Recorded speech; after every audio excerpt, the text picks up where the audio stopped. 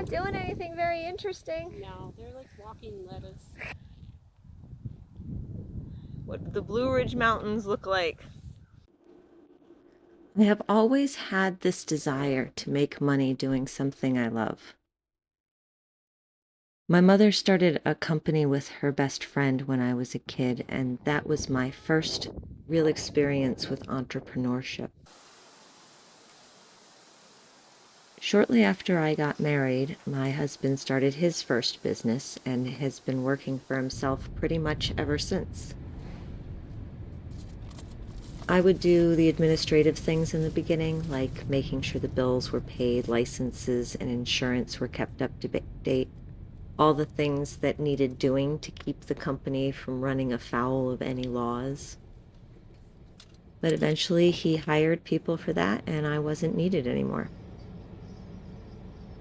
Then when my first child started high school, it hit me that there was going to be an end date on this full-time mom thing. And I should probably start thinking about that. So I started at community college and went on to a 4-year university and finished a bachelor's degree in 5th to 12th grade math education. It was great because it was fitting my interests and my stage in life, and I thought it would be perfect.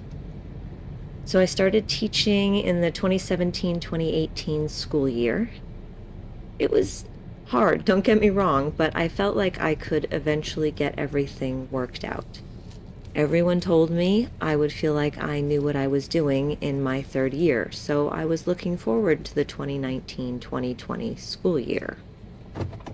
The continuing spread of the disease has prompted Governors Ralph Northam and Roy Cooper to close K-12 schools in Virginia and North Carolina starting today for the next 2 weeks. As you have probably heard from the governor's news release today, schools in the Commonwealth have been ordered to close for the remainder of the school year. Everyone will need to wear a face covering when you're inside at a public place starting this Friday. My children will not come to school on Monday with a mask on.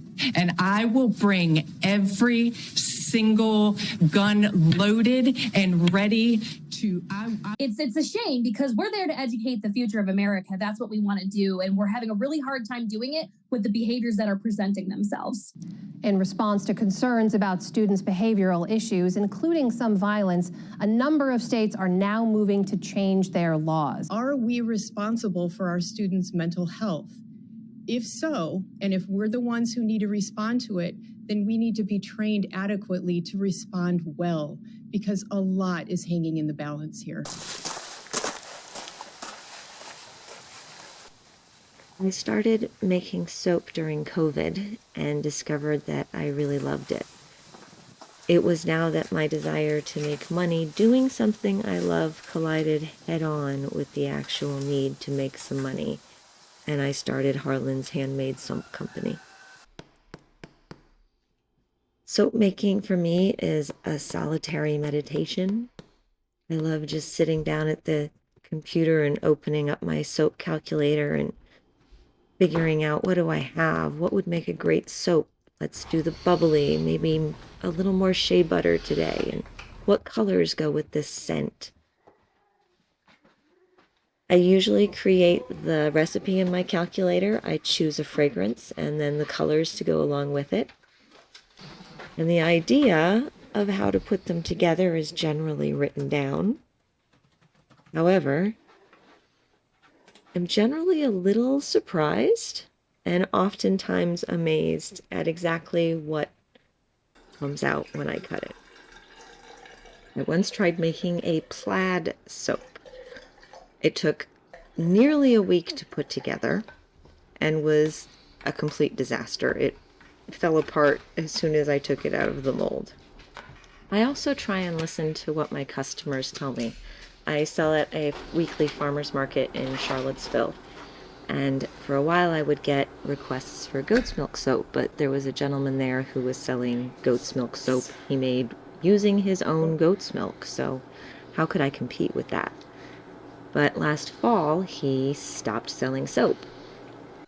And so I learned how to make goat milk soap. And now I'm coming up on 3 years in business. and I'm starting to see the light at the end of the tunnel.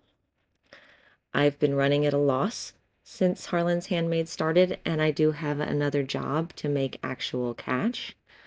But each week I make a little more at the market, and I have been getting better at my online marketing, narrowed down the kinds of offerings that my customers actually want, not just what I wish they wanted.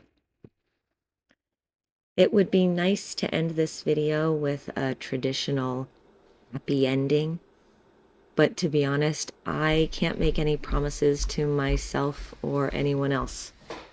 I have more projects in the works and learn more about my craft and my business every single day.